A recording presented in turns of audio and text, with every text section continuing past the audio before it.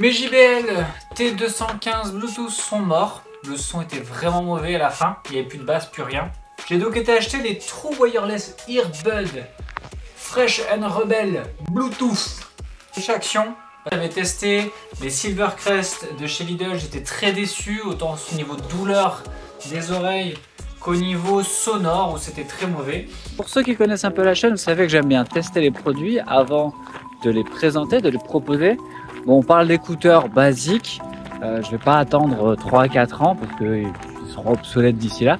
On se retrouve dans la situation où là on a une tentative de faire un AirPod Pro. On voyait l'idée, ce sont des bons écouteurs à 20 balles. Si tu as besoin d'écouteurs, que tu veux être tranquille quand tu écoutes ta musique, c'est très bien.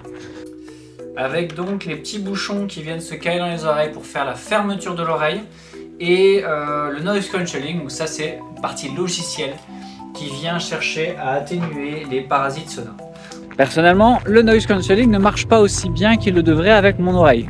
Et ça, c'est un petit peu subjectif au sens où votre tympan est sollicité de telle ou telle manière par rapport à l'environnement dans lequel vous êtes. Et le noise cancelling, c'est un parasitage de certaines fréquences pour réduire le son environnant. On a donc un câble USB-C et des bouchons complémentaires. J'étais très impressionné par le produit par rapport à son prix au départ, à la sortie de la boîte. Dedans, on a les écouteurs. Là, on est sur de la sensation Silvercrest. Franchement, pour moi, c'est le même. La seule différence entre ces écouteurs-là et les Silvercrest, ça va être le confort d'utilisation. Mise dans l'oreille, première sensation. Depuis une semaine que je les utilise, on sent vite fait les différences. La gestion des écouteurs est pas pratique du tout. Alors, si on prend un point de comparaison non comparable des AirPods à 279 € de chez Apple, et que tu retires la fonction où c'est compatible que avec un iPhone, tu te retrouves avec des écouteurs où tout est conçu pour que ce soit facile d'utilisation et que ça réagisse bien.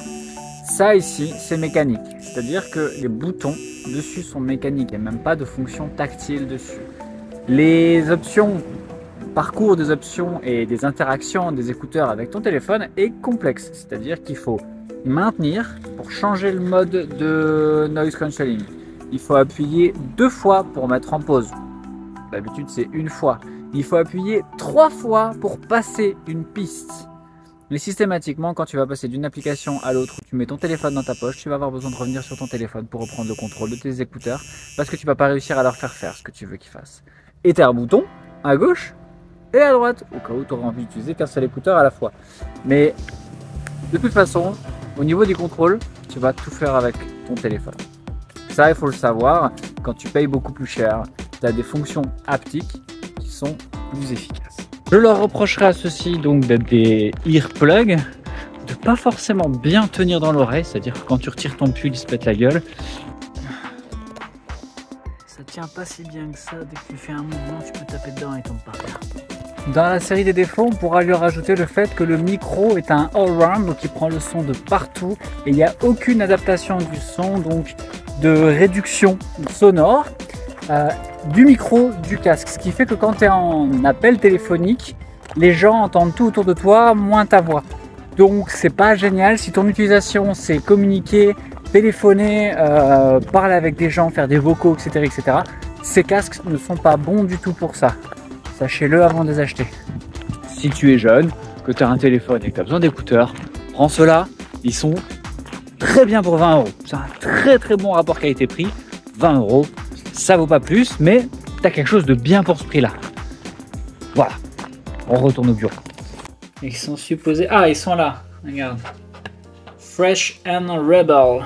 Ils sont là, ici. Tchouk. Donc là, j'ai les écouteurs dans les oreilles. On va voir ce qui se passe si je mets du son. C'est Marine qui m'a vendu le concept là. Alors, je l'entends très bien là pour le coup.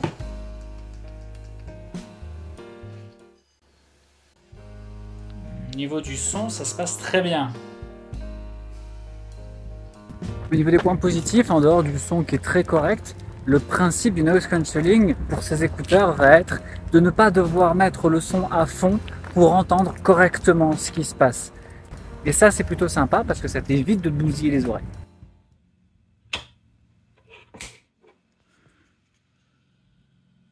J'utilise le micro des écouteurs pour vous parler. Est-ce que le son est meilleur? Vous me dites en commentaire. Donc là, pour 20 balles, on en a clairement pour son argent. Maintenant, je vais les tester un petit peu plus longuement. Au niveau du son, c'est très bon.